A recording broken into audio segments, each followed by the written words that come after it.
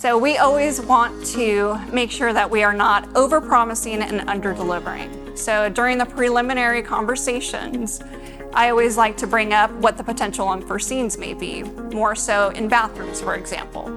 When we have a much older home and the bathroom hasn't been touched, once we do the demo, there may be the potential that we may have some studs that have mold, some studs that have deteriorated, some of those things that we cannot see, but I always like to bring up with the client. So after demo, hey, if we come across any of those potential scenarios, we'll have the conversation with you on what we found, what the game plan is, and what the cost is for that fix. Our clients will then approve that before we actually make the change.